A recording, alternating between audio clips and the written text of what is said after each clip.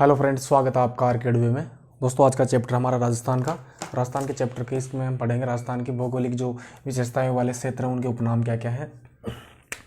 यानी कि राजस्थान के जितना भी क्षेत्र है उसको अलग अलग भौगोलिक विशेषताओं के आधार पर अलग अलग उपनाम दे दिया गया है। तो हम चर्चा करेंगे इस चैप्टर में कि उनका ये उपनाम क्यों दिया गया है और कौन कौन से क्षेत्र को ये उपनाम दिया गया है।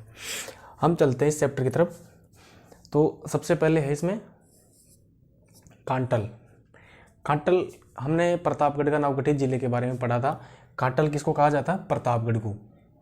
कांटल का उपनाम किसका है? प्रतापगढ़ का उपनाम है कांटल।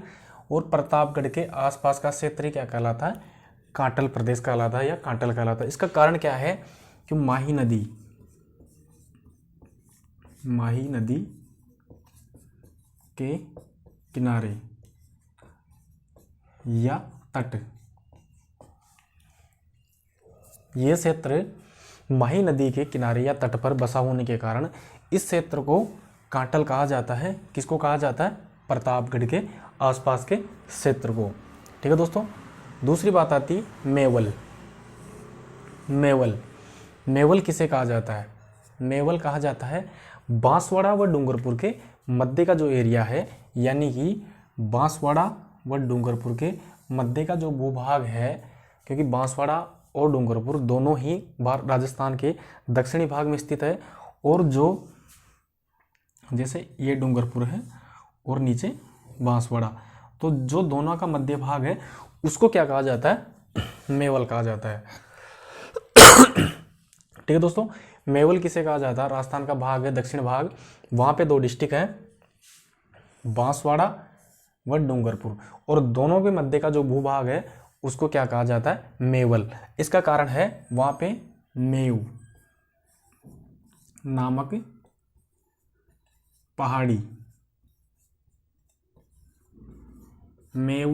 पहाड़ी कहाँ पे स्थित है? डूंगरपुर व बांसवाड़ा के बॉर्डर पे, और इसी वजह से इसका नाम क्या पड़ा? मेवल। देखो, एक तो थी मेव जाति के आधार पर पड़ता है मेवात, और यहाँ पे मेवल नाम किसके आधार पर पड़ रहा है? मेव नामक पहाड़ी है जो डूंगरपुर और बांसवाड़ा के मध्य भूभाग है, उसका नाम दिया गया मेवल। कारण है मेव नामक पहाड़ी या डूंगरी, एक छोटी सी डूंगरी है उसको पहाड़ी कहते हैं, वो क्या नाम उसका? मेव, और उसी के आधार पर इस एरिया का नाम क्या पड़ा? मेवल। अब बात आती है तीसरे नंबर का गिरवा। आपने गिरवा अधिकतम एग्जाम में पूछा जाने वाला क्वेश्चन है। गिरवा क्या है हम समझेंगे इसको। गिरवा उदयपुर के आसपास पहाड़ियों से घिरा भूभाग, यानी कि गिरवा एक ऐसी श्रृंखला है, इसका अर्थ होता है पहाड़ों की मेखला। इसको पहाड़ों की मेखला या पहाड़ों की श्रृंखला भी कहते हैं। इसका कारण क्या है? क्योंकि उदयपुर के आसपास में, उदयपुर जो डिस्ट्रिक्ट है, उदयपुर जो जिला है, उसमें क्या है? लगातार पहाड़ियाँ, यानी कि वहाँ पे एक ऐसा एरिया है जहाँ पे पहाड़ियाँ ही पहाड़ियाँ हैं, और उसी उदयपुर के आसपास के पहाड़ियों से घिरा भूभाग, यानी कि वो जो भूभाग है वहाँ पे पहाड़ियाँ ही पहाड़ियाँ हैं, यानी कि श्रृंखला के रूप में वहाँ पे पहाड़ियाँ हैं, और उसी भूभाग को कहा जाता है गिरवा कहा जाता है। और गिरवा कहाँ पे स्थित है? उदयपुर के आसपास पहाड़ियों से घिरा भूभाग। अब इसका अर्थ क्या होता है? गिरवा का अर्थ होता है, क्या होता है? पहाड़ों की मेखला या पहाड़ों की श्रृंखला भी कहा जाता है, या पहाड़ों की मेखला। ठीक है दोस्तों। गिरवा बिल्कुल ही हर एग्जामों में लगभग पूछा जाता है क्वेश्चन है। गिरवा क्या है? इसका अर्थ होता है पहाड़ों की मेखला या श्रृंखला, और ये कहाँ है? उदयपुर के आसपास पहाड़ियों से घिरा हुआ भूभाग। अब बात आती है चौथे नंबर का जो वो क्वेश्चन है, छप्पन का मैदान। देखो, आपको एक संख्या याद रखनी है, 56। छप्पन का मैदान कहाँ स्थित है? खास तौर से ये पूछा जाता है बांसवाड़ा।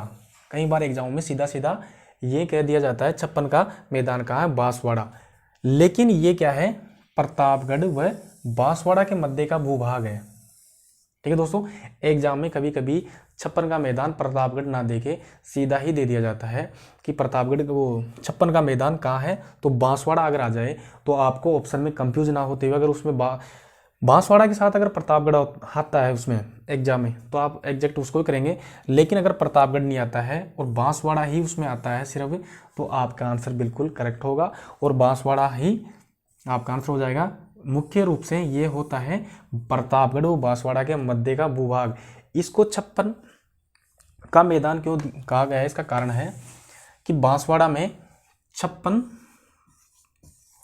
गांव या नदी नालों का समूह, नदी नालों का समूह, यानी कि 56 की संख्या में या तो वहाँ पे गांव है या गांव है, 56 गांव या नदी नालों का समूह है। इसी वजह से इसको 56 का मैदान कहा गया है। किसको कहा गया है? बांसवाड़ा वो प्रतापगढ़ के मध्य भूभाग है और वहाँ 56 गांवों का नदी नालों का समूह है, इसीलिए उसको 56 का मैदान कहा जाता है। नेक्स्ट क्वेश्चन है भौमट। भौमट क्या है हम इसको समझेंगे। देखो सबसे पहले तो भौमट का जो एरिया है डूंगरपुर, पूर्वी सिरोही और उदयपुर का आदिवासी क्षेत्र, हम इसको सबसे पहले समझेंगे। भौमट का जो एरिया है वो आदिवासी क्षेत्र है। किसका? देखो डूंगरपुर में भी आदिवासी जनजाति है और पूर्वी सिरोही में भी, और उदयपुर का आदिवासी क्षेत्र, यानी कि डूंगरपुर और सिरोही, सिरोही का सिर्फ पूर्वी भाग, और उदयपुर का जो आदिवासी क्षेत्र है उसको क्या कहा जाता है? भौमट। ठीक है दोस्तों, क्लियर? भौमट का एरिया है डूंगरपुर, पूर्वी सिरोही और उदयपुर का आदिवासी क्षेत्र। ठीक है दोस्तों, अब नेक्स्ट है वो है देशहरो।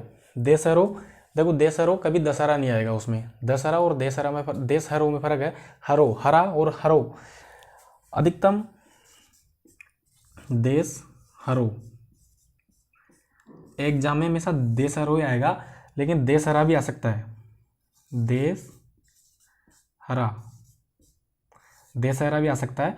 इसका कारण होता है सबसे पहले देश आएगा, दस नहीं आएगा, क्योंकि देश का मतलब वह प्रदेश जहाँ पे हमेशा हरा भरा रहता है। इसका अर्थ है शाब्दिक अर्थ ही निकल रहा है देशहरा, देशहरो, यानी कि हमेशा वो प्रदेश जो हमेशा हरा रहता है।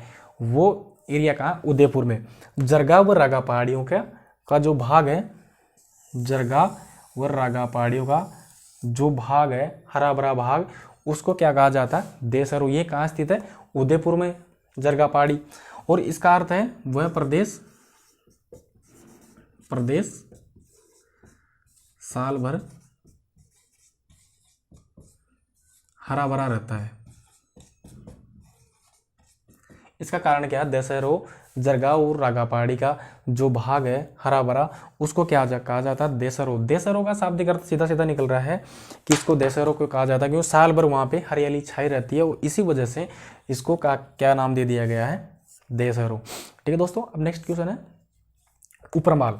ये भी बिल्कुल बहुत ज़्यादा पूछा जाने वाला क्वेश्चन है उपरमाल। उपरमाल मुख्य रूप से इसका 3-4 क्वेश्चन बनते हैं इसमें। देखो सबसे मुख्य रूप से भैंसरोडगढ़ से बिजोलिया का मध्य भूभाग। अब भैंसरोडगढ़ कहाँ है? भैंसरोडगढ़ है चित्तौड़गढ़ में, चित्तौड़गढ़। भैंसरोडगढ़ चित्तौड़गढ़ से लेकर बिजोलिया कहाँ है? भीलवाड़ा में, भीलवाड़ा।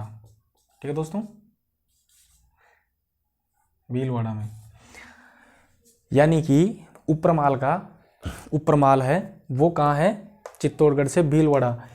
चित्तौड़गढ़ और भीलवाड़ा के बीच में कौन सी जगह है? भैंसरोडगढ़ चित्तौड़गढ़ में और बिजोलिया भीलवाड़ा में, यानी कि भैंसरोडगढ़ चित्तौड़गढ़ से लेकर बिजोलिया भीलवाड़ा तक का जो एरिया है वो क्या कहलाता है? उपरमाल। एक और इसमें ऑप्शन में कभी कभी दे दिया जाता है भीलवाड़ा, भीलवाड़ा का मध्य व पूर्वी भाग। ठीक है दोस्तों, ये भी आपका राइट आंसर होगा अगर ऑप्शन में ये रहता है भीलवाड़ा का मध्य व पूर्वी भाग, क्योंकि हमेशा क्वेश्चन वही रहता है, लेकिन ऑब्जेक्टिव इतना कंफ्यूज करते हैं, ऑब्जेक्टिव की वजह से हम क्वेश्चन को गलत कर देते हैं। देखो चित्तौड़गढ़ का, भैंसरोडगढ़ चित्तौड़गढ़ से लेकर बिजोलिया भीलवाड़ा तक का मध्य का जो भूभाग है वो भी उपरमाली कहलाता है, और इसी को ही भीलवाड़ा का मध्य व पूर्वी, यानी कि लगभग ये एरिया भीलवाड़ा में ही है। कौन सा एरिया भीलवाड़ा में? मध्य का, भीलवाड़ा का मध्य व पूर्वी भाग। एक और बनता है इसमें भैंसरोड गढ़ जो चित्तौड़गढ़ में है से लेके बूंदी का पूर्वी भाग। ठीक है दोस्तों, लेकिन इसमें सबसे ज़्यादा मोस्ट है वो है भैंसरोडगढ़ चित्तौड़गढ़ से लेके बिजोलिया भीलवाड़ा का मध्य का जो भूभाग है वो क्या कहलाता है, उपरमाल कहलाता है। ठीक है दोस्तों,